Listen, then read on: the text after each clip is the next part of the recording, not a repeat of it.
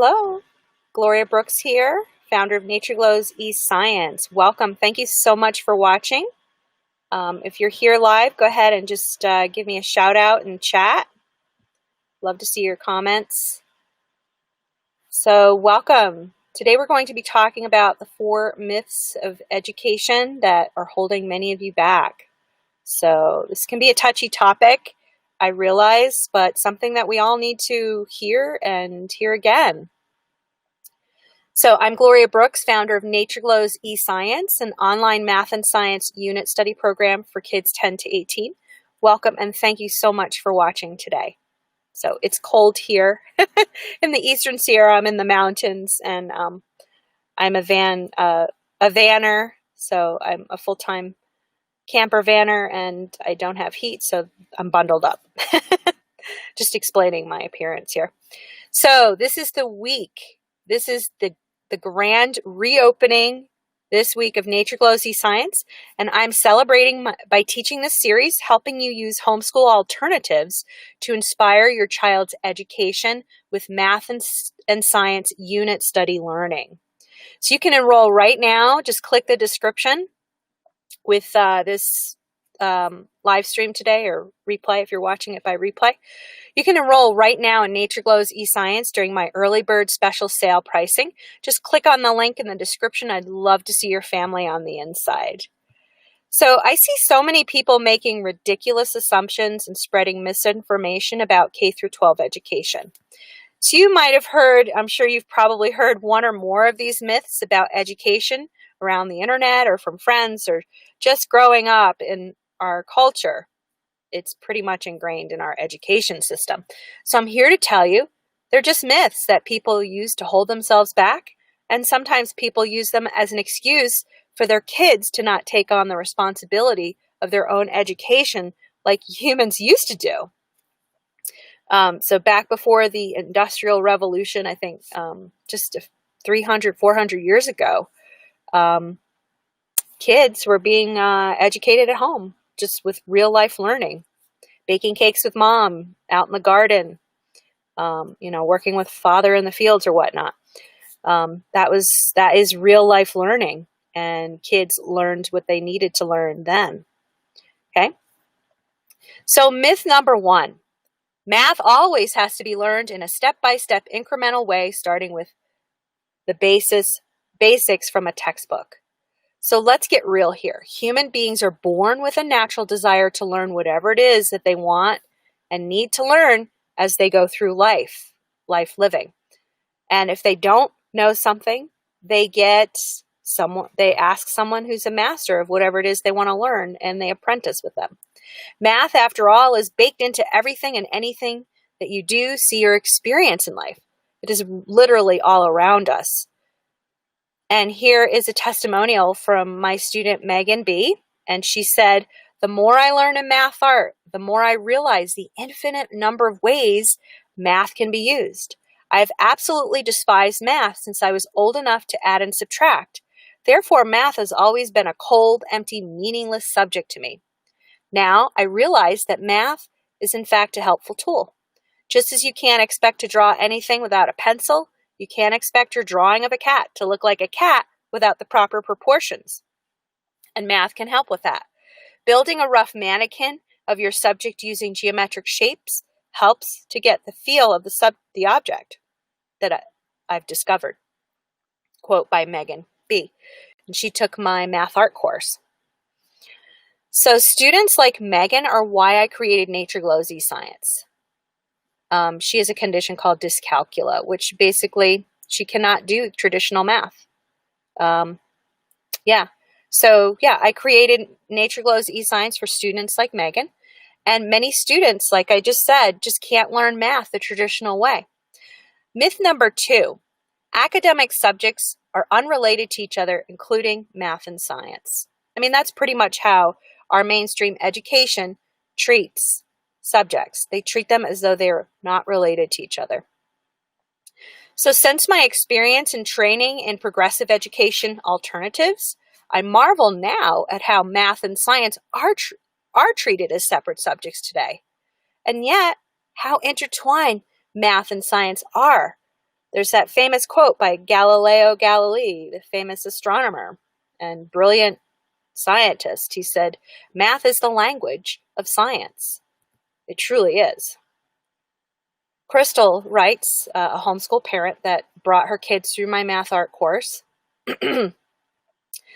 She writes, "It's been interesting to see how the children have been applying what they've learned in real life and noticing Fibonacci numbers around them, knowing what is and is not a Fibonacci number and what it means. One of my goals with this class was to get my children, especially T, excited about math again, as he used to love it. But as it has become more challenging, he's not wanting to work as hard at it. See, he's becoming demotivated." You can see it right in what she's explaining. He became demotivated by the way traditional math is taught. Let's go back to her quote, though. "I hoped that as he began to see it everywhere he looked and could see the connections between math and life, he might see things differently. In the past month, long division has finally clicked. Could it be that there's also a repeated process there?" Crystal McLean, homeschool mom. So that's why at Nature Glow's eScience, we provide the framework for your kids to fall in love with math found in the natural world all around them. And they learn to just go out in their backyard and look for nature's patterns, look for the Fibonacci number series found in flower petals, and count the spiral turns on a pine cone or paint them. So go ahead and click on the description right now, and you can go ahead and enroll anytime right now in Nature Glow's eScience. I'd love to see you on the inside. This program is perfect for kids 10 to 18. Younger siblings often join in as well. So yeah, check it out. Myth number 3, the natural sciences have less of a priority in modern day education. Let me say that again. The natural sciences have less of a priority in modern day education. Why is this? Why does today's mainstream education not have time for nature study in everyday academics? Why isn't nature the main theme for learning? Why is it given only a few chapters in a science book or relegated to an after-school program or club for an hour or two per week? So lack of nature study and regular outdoor nature immersion has become a big problem in our society, the consequences of which we can see around us every day now. I'm here in Central California, surrounded by wildfires. Our skies are filled with smoke. Science is proving that global temperatures are rising, and these fires are getting out of control, and people are scared. I'm very concerned. The air quality here for the past month, I have strong lungs, but my sinuses are agitated by the smoke, So here's a growing problem, an issue.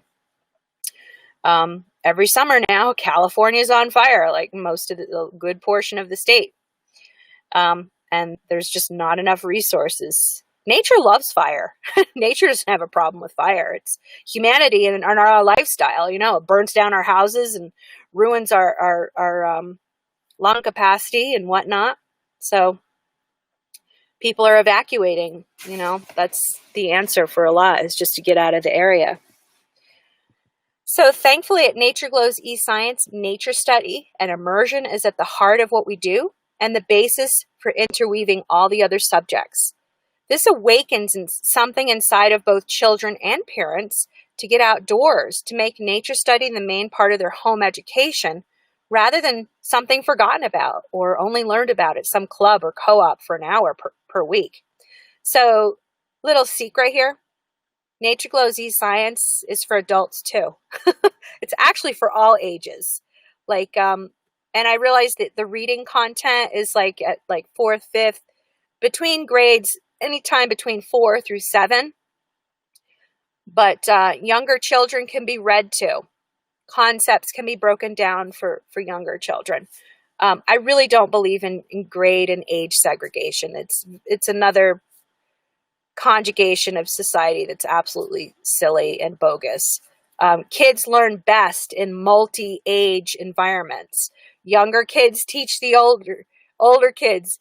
The younger kids learn from the older kids. It's just a synergistic relationship. But yeah, so it's a good thing to deprogram yourself that, you know, and I know some kids prefer to be with their own age group, and, you know, that's a social dynamic there as well. But younger kids and older kids can learn together. Okay, case study number 3. Let's talk about my students who were siblings, Magdalena and Andreas, how they connect with and care for the earth. They are now adults, but they were young children in my in-person program. HASC, it was called for short, for Heathcote Art and Science Center. So here's a short scene from my in-person nature-based homeschool program at Heathcote Art and Science Center. So one day during the program, Andreas and Magdalena and myself, the other kids had gone home for the day, but we went on an aquatic hike. So what's that? It's basically just taking a walk through the middle of a stream with shoes on for protection. Some people walk barefoot, but sometimes there's glass. You got to really be careful. And if you can't see where you're stepping, it's just best to wear like water shoes. So anyway, we're hiking up. We wore old shoes. We brought our hiking sticks, and we're moving up the creek. And during the hike, Andreas discovered an old plastic playground slide under about 2 feet of water. And it was kind of hard to see at first. It was mucky and had a dark brown film of slime over it from algae. Now, without any prompting from me, the two of them, Magdalena and Andreas, muscled the 8-foot slide out of the stream sediment and hauled it all the way back to their straw bale house, about 3/4 of a mile. And I just let them do their thing. I did not say, should we just wait till after the hike? Nope. I let them lead this educational opportunity. And it was just really fantastic to see. I got photographs of them hauling the slide through the community. It was really quaint. The community is like really beautiful. It's set in a valley with beautiful forest. So they were cleaning up and recycling. And I was amazed that the children would interrupt the aquatic hike to take care of the slide immediately rather than set it aside and come back for it later. And I practiced that during my program, to let the kids lead in various activities. And it was top priority for the two of them, who were of one mind about this, to take care of the land and to rid it of this old piece of trash, which they actually later recycled and used in their backyard.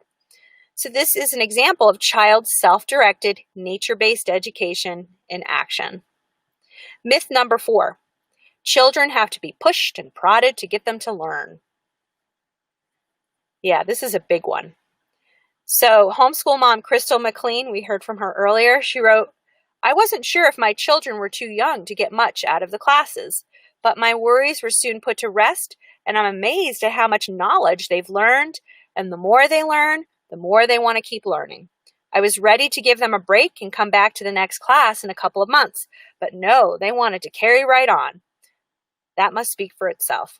Crystal McLean. So I hope that you can see math and science and its value in a new light. So it is a top priority in education. Kids see it. Now would the adults would follow their intuitive, wise lead and spend most of their education studying the natural world. And that was also written by Crystal McLean. So you can enroll right now in Nature Glow's eScience during my early bird special. Go ahead and click that link in the description. I'd love to see your family on the inside. Thank you so much for watching this recording, this video today. I appreciate your time. Go ahead and share any comments or questions if you'd like. Sharing your thoughts about this video. I love to read your comments. Thank you, and I will see you for the webinar, which is tomorrow, Friday. And if you're watching this past that time, just click on the description and you'll hear more about Nature Glow's eScience. Bye-bye.